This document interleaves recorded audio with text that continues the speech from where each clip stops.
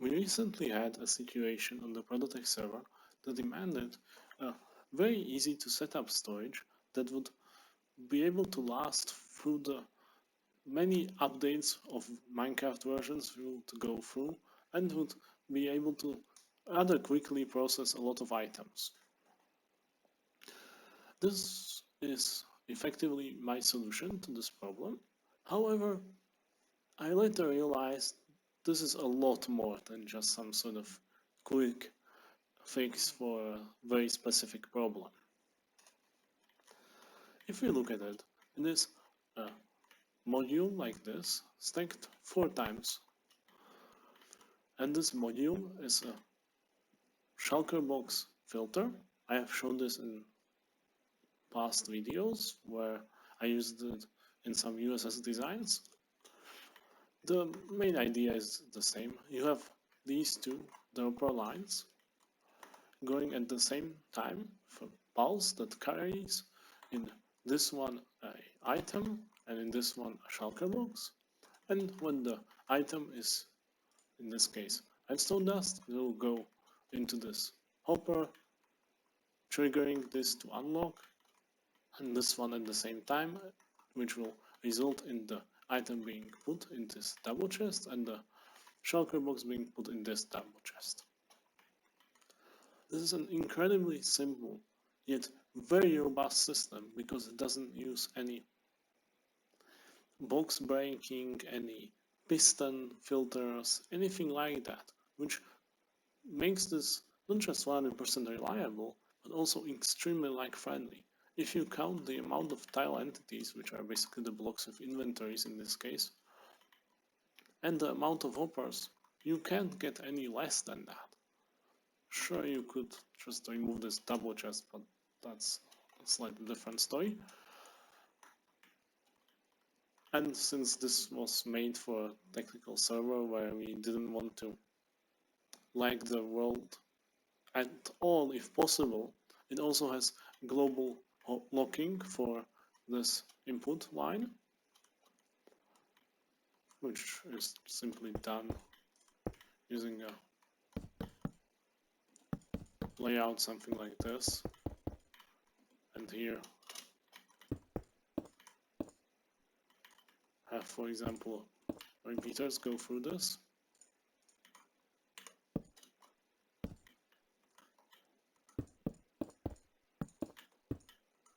So it has basically all the features one would want from a storage system. The main drawbacks of this is the UI. Not that it would be hard to use. These 4 double chests are very easy to access from the middle. You don't need to jump, move, or anything like that. You can even easily see the indicator blocks showing you which item type is in which double chest.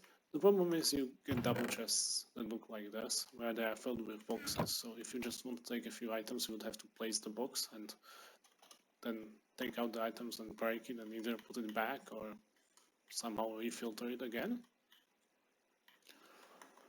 But that's not a huge issue, especially if you need a simple design. And that's when I realized this is actually an ideal design for people who are a bit more casual. If you remove this global locking, which you probably will never use, this is a machine that offers you almost the features of something like the USS for way less technology required to understand and use this. You only need to grasp how one of these modules work, and then you basically know how the entire storage operates. You don't need to have any sort of specialized systems. If you want to deal with the item inputs, so not just full boxes, for example, from some sort of farm, all you need to do is watch my previous video where I showed the Shulker box item filter and box loader that you can then just stack. I don't know, if you want 100 different items, you can stack 100 of these, and you can then directly feed the input into a item, basically extractor, where it takes the one item out of the box and sends it through these two dropper lines. It's really simple. It also is incredibly fast. This thing processes Shulker boxes at hopper speed. That's over a million items per hour easily. So that's 9,000 Shulker boxes per hour. Actually, that's over 10 million items per hour.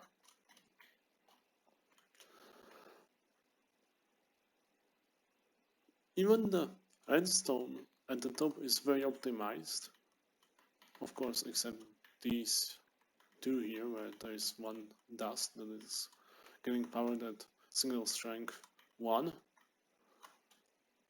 But honestly, I don't think that's too much of a big deal. Like, sure, you could reduce this to just 3 items per slice and not have these.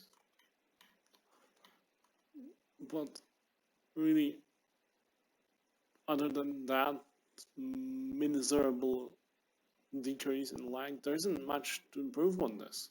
Like, it's not that someone would be able to put 5 of these per half slice. Rather, I'm talking about, I generally mean half slice, because slice is basically twice as much of this, so it would be 8 items per slice, or 8 item types, of course, not 8 individual items. And like I said, not really anything much to improve.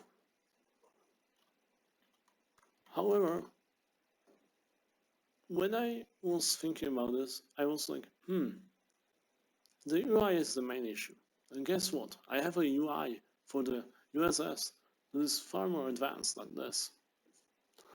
And what I did is I simply combined the two designs into this second option for the super simple storage system. This effectively gives you the same interface. I'm not sure why my spacebar stopped working there. As from the inside of the USS, you got the same controls where you press the button and it gives you the box. I'm not sure why the glass was there. Or in this case, a trapdoor. And if you empty out the box and press it without taking the box, what will happen? It will end up in this collection here. In this case, it's done through a hopper line. You can make this slightly less compact and have a water stream there. Actually, I don't think you even need to. You can actually fit the water stream in here anyway. And as usual, a disclaimer with this UI, it's not perfect.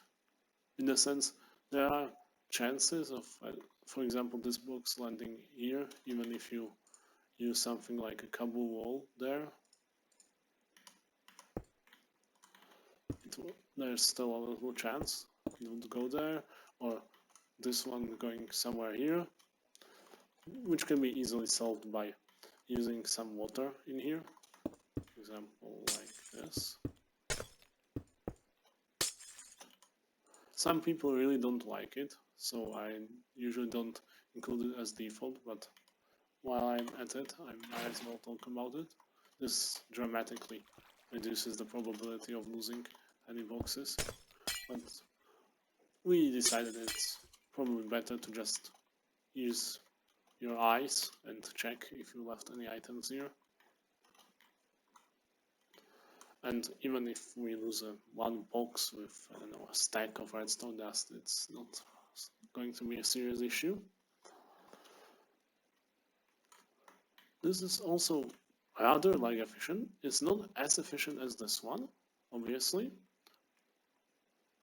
It has the same capacity, but it needs to have one more hopper and some droppers.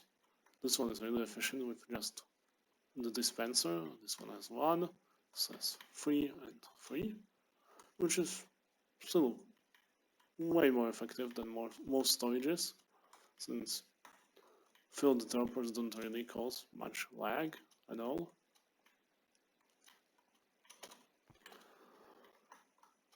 So, what do you guys think? Is this sort of adoption of some higher level storage tech to something simple and practical worth it? Please let me know. I would also very appreciate if you would like the video. It took a lot of effort to invent this and show it to you, because of course I could have just kept it secret or just forgot about it and left it somewhere in the world. And of course, share it with others who might need this. If you know someone who is searching for storage, who wants something that is slightly more advanced than just having a simple set of item filters, because they already know how to use boxes and farms for shulker boxes, which are a thing in the new versions, this might really help them out. This isn't necessarily a bulk storage. Also, this only has one double chest of shulker boxes of capacity. In some cases you can extend it, but honestly, that's probably more than you should ever really need, unless you are some sort of technical server again, in which case there are some other options. This is also slightly optimized to be cheap. That's why you see all the repeaters, if you were wondering what's up with that and why not observers. They are slightly harder to get. And yeah, I think that's all about it. Oh yeah, of course, this UI you see here will need a little change of the node blocks for trapdoors or fence gates if you want to use it in 1.12 or 1.11. So yeah, that's all for this video. Please like, share, subscribe, comment if you found any sort of improvements I could make to this. It really helps me with spreading these, and have a nice day.